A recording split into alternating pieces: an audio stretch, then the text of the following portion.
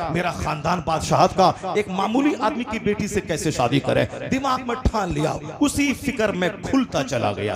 बादशाह भी बीमार रहने लगा, मैं बेटे को कैसे रोक लूं, कैसे समझाऊं। वजीर ने कहा कि आप मुतमईन रहें, मैं समझा दूंगा। मसनवी शरीफ हिदायत वाली किताब, जो पढ़ेगा अमल करेगा वली बन जाएगा। आज भी इतने 100 साल गुजर गए, अल्लामा रूम की किताब के सतर से नूर टपकता है।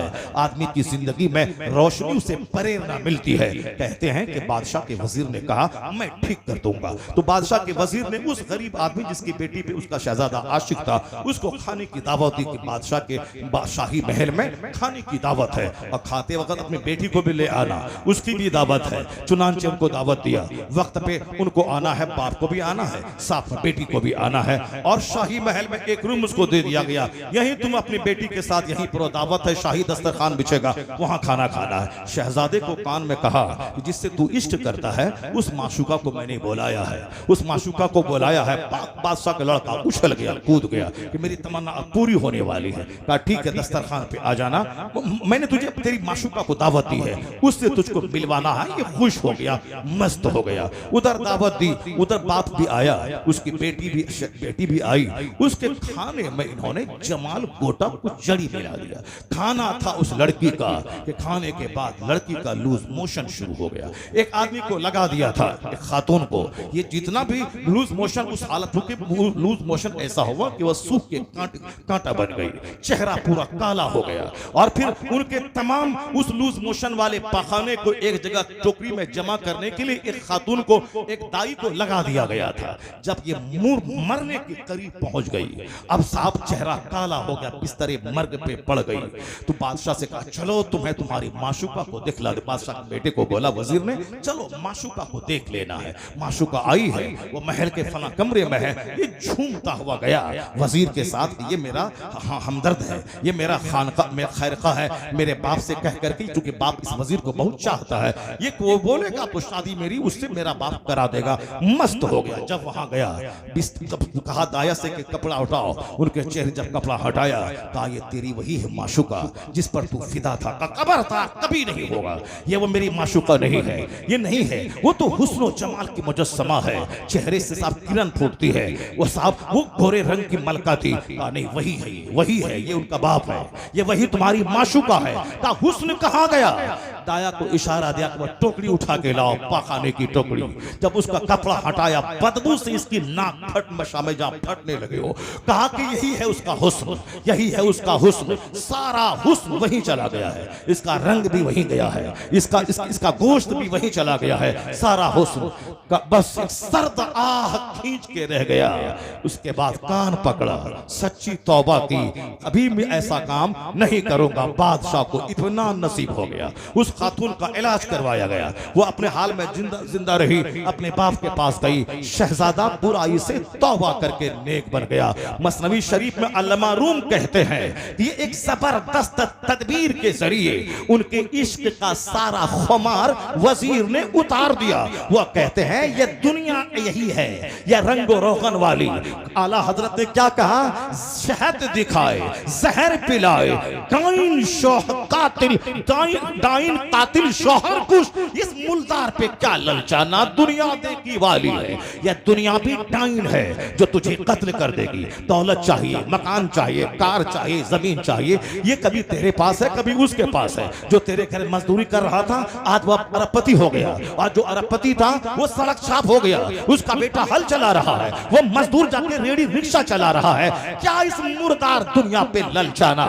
ये दुनिया देखी भाली है, किसी के पास दुनिया एक हालत पे नहीं रहती। कभी इनसे निकाह करती है दुनिया, कभी उससे निकाह करती है दुनिया। इनके 10-50 शौहर है। क्या तू चाहेगा कि जो औरत 50 शौहर के पास जाए उससे तू निकाह करे? कभी नहीं चाहेगा, घिन होगी। उसी दुनिया आज इसके पास, कल उसके पास, कल उसके पास, परसों उसके पास। सिर्फ चेहरा देखा, नहीं देखा कैरेक्टर क्या है, नहीं देखा इसकी माँ कैसी है, नहीं देखा इसका बाप कैसा है। मुंह देखा ओके है, मुंह देखा ओके है। मुस्तफा ने क्या कहा था?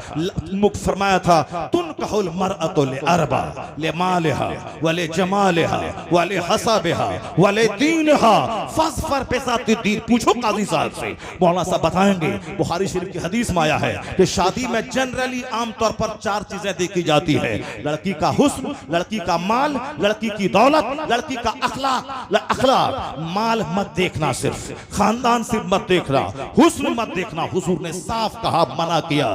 हमारे नौजवान सिर्फ हुस्न पे मरते हैं और सारी जिंदगी फिर मरते रहते हैं, उनकी चोट से, उनकी बेवफाई के डंडे से मरते रहते हैं। हुस्न को देखा, फिर 4 दिन के बाद तलाक क्यों दे दिया? हुस्न को देखा, 4 साल के बाद तलाक क्यों हो गई? एक मौलाना साहब लिखते हैं कि राजस्थान में मेरा एक दोस्त था, उन्होंने प्लान बनाया कि मैं एक बहुत बड़ी जमीन पे घर मकान बनाऊं। उन्होंने कई एकड़ जमीन खरीद के चारों तरफ बाउंड्री वॉल करवाया, बीच में स्विमिंग पूल बनवाया और वहां हाथी, घोड़ा, बंदर, चुचंदर सब जमा किया। क्योंकि बड़े लोगों को शौक पैदा होता है जानवर के पालने का। मैं भी 2 साल पहले दुबई गया था तो किसी ने कहा, ये जो जंगल नजर आ रहा है ये शाही महल इसके अंदर में है और इतना बड़ा जंगल है, इसमें बंदर, हाथी, सांप, गाय, बैल, सारा जानवर मौजूद है। क्योंकि बादशाह दुबई को जानवरों का बड़ा शौक है, जैसे क्रिश्चियनों को कुत्ता पालने का शौक है, उसी तरह दुबई के इस शाह को जानवरों के पालने का शौक है। वो सबके पालने के नौकर गुलाम है और वो घूमता है कभी कभी। यही शौक उस राजस्थान के उस छोटे नवाब को भी था।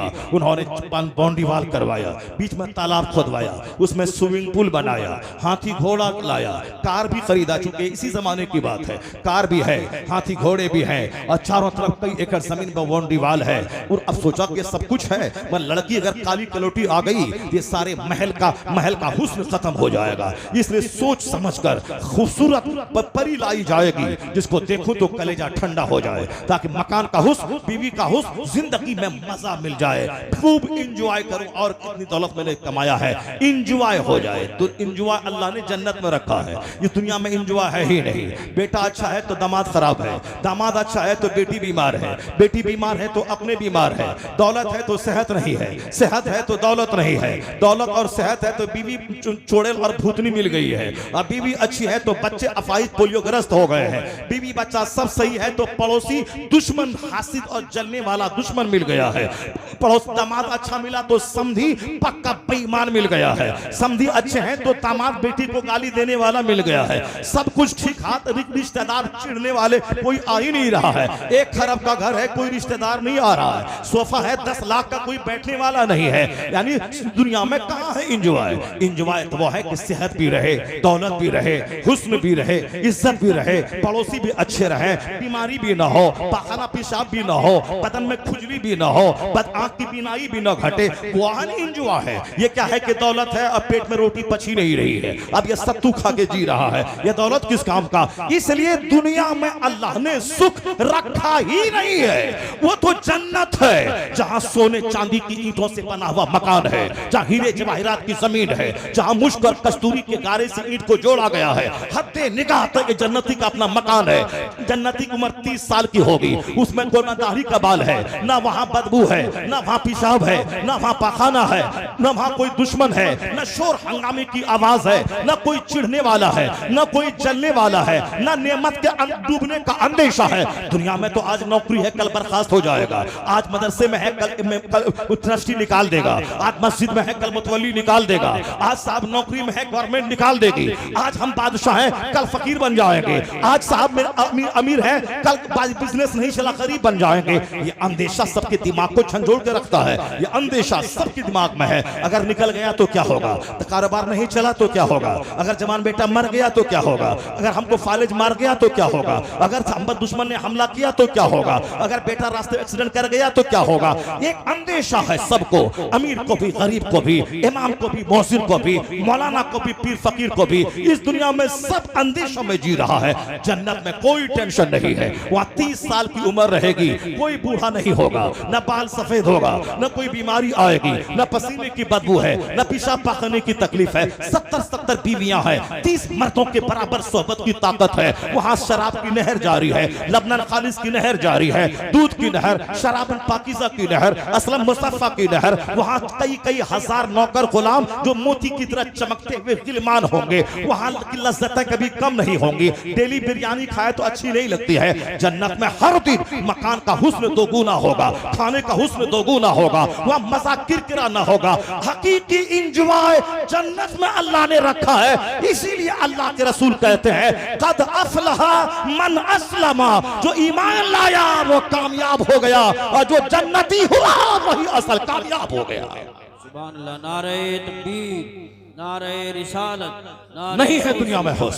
चाहे डीएम बन जाओ, चाहे एसपी बन जाओ, चाहे 1000 बीघा जमीन जो, तो दुनिया में जब दुनिया में इंजॉय ही नहीं है तो क्यों परेशान होने का, क्यों दुनिया में झूठ बोलने का, क्यों दुनिया में हराम खाने का, क्यों दुनिया में लुच्चा लफंगा बनने का। जब जब वहां 70 बीवियां मिलेंगी तो दुनिया में क्यों किसी लुच्ची लफंगी औरत से निकाह करके अपनी आने वाली नस्लों को खराब करने का, क्यों करने का। सब्र कर। हुजूर ने फरमाया ला तज़व्वजुहुन्ना ले हुस्ने हिन्ना। साफ लफ्जों में सरकार ने फरमाया उनके हुस्न की वजह से निकाह मत करना। 90% लोग मुस्तफा की इस हदीस को ताक पे रख दिया और नफ्स की बात मानकर सिर्फ हुस्न की बात, खूबसूरती की बात, यह है कलवा कलोटा। यह नहीं देखता कि मैं कलवा हूं, मगर मेरी बीवी चाहिए हुस्न जमाल की देवी करीना। हेमा मालिनी उनकी नौकरानी चाहिए, हेमा मालिनी की बहन चाहिए। ये कलवा है। अगर उसको हेमा मालिनी चाहिए तो हेमा मालिनी को भी तो धर्मेंद्र जैसा खूबसूरत आदमी चाहिए। मगर ये सोचता मैं जैसे कलवा रहूं, नाक मेरी टेढ़ी रहे, मेरा कद छोटा रहे, मेरी उंगली छोटी रहे, मैं टेढ़ा रहूं, मैं उचक के चलूं, सब चलेगा, मगर बीवी मेरी हो करीना, मेरी खूबसूरत हो। बताइए ये कलवे को भी ख्वाहिश पैदा हो गई है। साहब नौकर गुलाम को जिसकी नाक टेढ़ी है वो भी खूबसूरत नहीं, कुछ भी हो, कुछ न दे मगर खूबसूरत होना चाहिए। अरे देख मुस्तफा ने क्या कहा, वाला अमतुन सौदाओ ज़ातो दीनिन अफजल।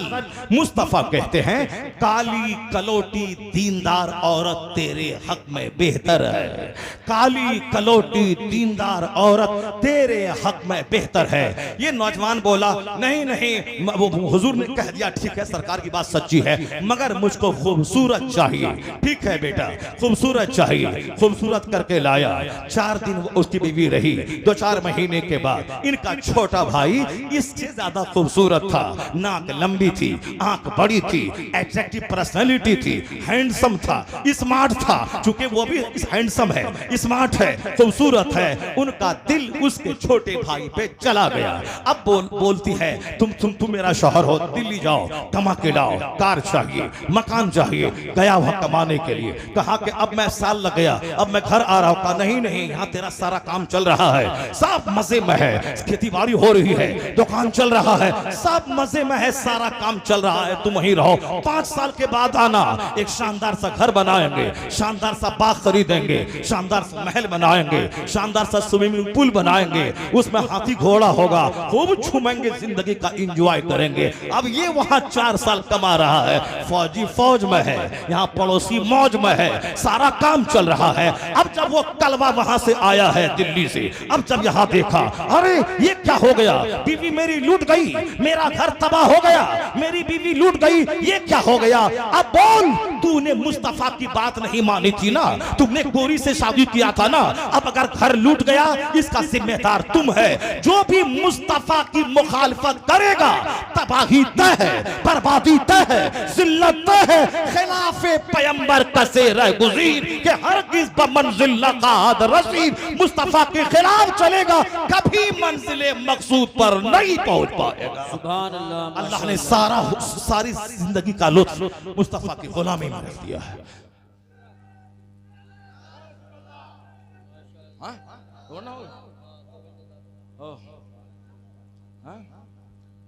अल्लाह तबारक कामयाब तकदीर हो गई। 2 घंटा करें, 2 घंटा हो गया, हमको तो लग रहा है कि 1 ही घंटा हुआ है। कैसे होगा ना। अल्लाह तबारक व तआला हमको आपको सबों को दीन सीखने और दीन सुनने और दीन पर अमल की तौफीक अता फरमाए। बातें बहुत सारी कंप्यूटर में हैं, लेकिन चूंकि मोहम्मद अली भाई को बात भी करनी है, इसलिए इस तरह की बेशुमार बातें हैं, मगर जो मैं कह चुका हूं बहुत नसीहत का एक मजमुआ पहुंच गया। सिर्फ अमल की ज़रूरत है, सिर्फ अमल की ज़रूरत है, सिर्फ अमल की ज़रूरत है। जो आयत में पढ़ना चाहता था, अगर मैं उस आयत को मैं अभी टच करूंगा तो उसमें कम से कम आधा घंटा लग जाएगा। और जो हदीस में पढ़ना चाहता था, जो हालांकि बहुत सारी हदीसें मैं पढ़ जाऊं, लेकिन जो पढ़ना चाहता था उसमें आधा घंटा लगेगा। इसलिए वो इंशाल्लाह अगले साल अल्लाह ने चाहा तो वो आयत भी पढ़ूंगा और फिर पढ़ूंगा। आज सिर्फ इतना रख लें कि नर्वस होने की कोई ज़रूरत नहीं है। बिल्कुल कुरान पढ़ें, कुरान समझें, हदीस पढ़ें, नेक बने, आने वाली नस्लों को कुछ दे के जाएं।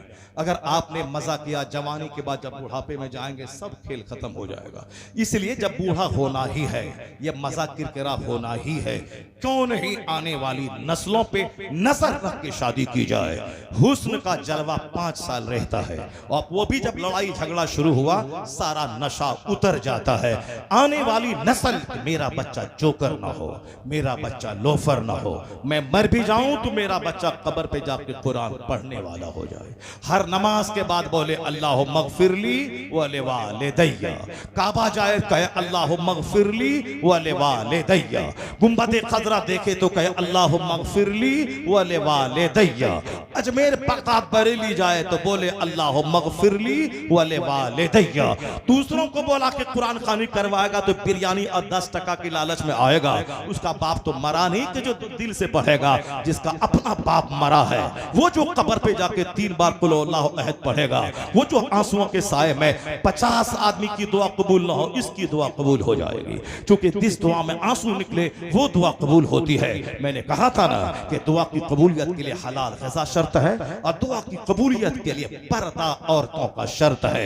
आया है हदीस में, जिस कौम की औरतों के पायल की आवाज अजनबी मर्द के कान में जाए, उस कौम के मर्दों की दुआ को अल्लाह रद्द कर देता है। तो पता चला दुआ की कबूलियत के लिए हलाल ग़िज़ा जरूरी है। दुआ की कबूलियत के लिए माँ बहन बेटियों का पर्दे में रहना जरूरी है। अगर बेपर्दगी हुई तो मर्द काबा में भी दुआ करे, दुआ कबूल नहीं होगी। अगर हराम खाया, मर्द काबा में जाके दुआ करे, दुआ कबूल नहीं होगी। अगर हलाल खाया, बीवी पर्दे में रही, किराए के घर में रहा, नमक रोटी खाया, हलाल खा के काबा ना गया, मोहल्ले की मस्जिद में अगर दुआ करेगा तो हराम के पैसे से जो हज करेगा, जो दुआ काबा में कबूल ना हो, हलाल खा के तुम्हारे मोहल्ले की मस्जिद में वो दुआ कबूल हो जाएगी। हलाल खा के जो मोहल्ले की मस्जिद में दुआ करेगा वो दुआ कबूल हो जाएगी। हराम खा के काबा में भी जाएगा तो दुआ कबूल नहीं होगी। इस बात को हमेशा गिरह बांध के रख लें। दूसरों का मुंह नहीं देखना है। कुरान क्या कहता है, हदीस क्या कहती है, हुजूर क्या कहते हैं, शरीयत क्या कहती है, इसको देखना है। अल्लाह तबारक व तआला हमको और आपको सबों को नेक बनने, मुस्तफ़ा का गुलाम बनने की तौफीक अता फरमाए। हदीस सुनने, कुरान सुनने, उस पर अमल की तौफीक अता फरमाए। आमीन व आखिरु दअवाना अल्हम्दुलिल्लाह। सुभान अल्लाह। हज़रात तशरीफ़ रखें थोड़ी देर और। मुफ्ती साहब क़िबला की ऐसी तकरीर रिजल्ट से हम रोज़ाना करते हैं, मगर ऐसी तकरीर कभी कभी होती है। अल्लाह ताला हम सबको अमल करने की तौफीक अता फरमाए। उस्ताजुल मोहतरम हुज़ूर मुफ्ती आज़म संभल और तमाम उलमाए किराम यहाँ तशरीफ़ फरमा है। कारी